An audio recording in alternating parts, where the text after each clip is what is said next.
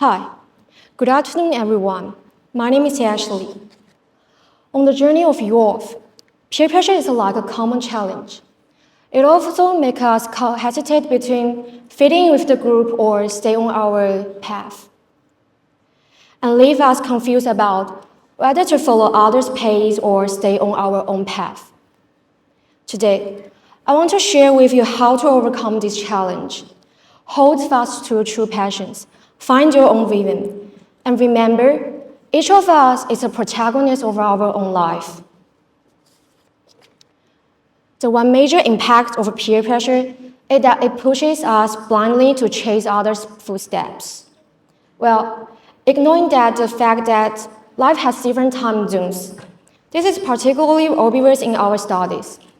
More often than not, our anxiety doesn't come from our shortcomings, but from our obsession with comparison. Among the youth population, what are the most manifestations of peer pressure? For example, some students feel restless of getting a B. It's not because a B means they haven't understood the knowledge, but because most of their classmates scored A's or A stars. Even we know it, this kind of peer pressure turns learning from a journey of self-improvement into a race against another. We think of not falling behind, but forget to calm down and truly understand the knowledge itself. Even worse, when we can't keep up, we may end up in exhausting internal friction or even doubt ourselves. Am I really good enough at studying? What's more, this chase anxiety isn't just limited to academics. It also creeps into small daily moments. We can imagine this.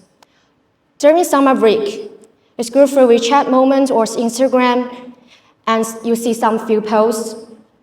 You see a classmate sharing a daily routine. It's from a volunteer trip. The photos was rich and colorful. Soon after, another friend posted a video of their daily routine. Waking up earlier for math classes, practicing spoken English in the tutor in the afternoon, and even finishing a short graphic course by the end of the week. In contrast, your own daily life shows that this. You sleep in a little, help your parents with housework, and watch a video at night. Suddenly, you can't help but think, everyone's out there improving themselves or doing something meaningful. Well, I'm just wasting my time at home. Is my daily even worth anything? You might feel guilty for taking off to relax. This small comparison seems trivial at first, but they slowly wear down our confidence, making us question, is my way of living not good enough? Am I falling behind without realizing it? But in reality, life has never been about what does more or who follows the most popular path. It's about who can walk the path that truly makes them happy. A holiday spent resting, bonding with family, do something housework, or watch a video. It's just valuable as one filled with volunteer trips or school classes. Rest recharges our energy. It nurtures our heart. Choosing to slow down instead of rushing to keep up doesn't make you lazy or unambitious. It simply means you are honest with yourself about what you need right now. What are the effective coping strategies that teenagers can adopt when facing negative peer pressure? To get rid of this driven anxiety, I have a practical method that I've tested myself. Like this: get up 10 minutes earlier, mustering courage to ask a question for a teacher. It can help us shift our focus from comparing ourselves to peers to recognizing our own growth rhythm. Over time, this small habit turns invisible efforts into tangible confidence, letting us stay in the face of peer pressure and firmly believe I'm doing well on my own path. The essence of peer pressure is never others are that better than us, but that we are too quick to define ourselves by other standards. Hating our passions to fit in is a denial of our self-worth, and feeling anxious to chase others' paces shows a disregard of how life truly works. But there is a key truth that we needed to understand is whether in study or life, the peer pressure is never neutral words. When we let others define our values, it turns into the positive motivation.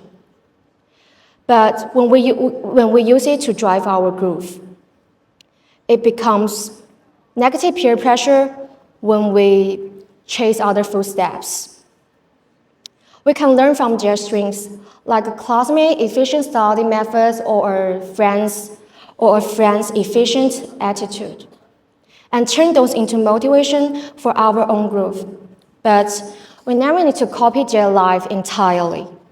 So, as long as we hold fast to our true passions and use specific words, methods to balance fitting in and being ourselves, and as long as we recognize our own rhythm and take practical action to find blind anxiety, we definitely overcome this challenge. After all, the most important competition has never been with others. It also always been ourselves. It's enough to be just a little better today than we were yesterday. Please, believe that everyone's life has a unique path. Some shine at a young age. Some others achieve success later in life. Some are good at socializing, or some focus on their hobbies. No life is better than another. There's only the life that's more suitable for you and makes you happy. So, hold on to your passions and be the one who takes control of your own life. Finally, I want to share a line of lyrics to end my speech. My own way, I'm in it, because me and you are different. We are on to be the protagonists of our own life. That's the end of my speech. Thank you.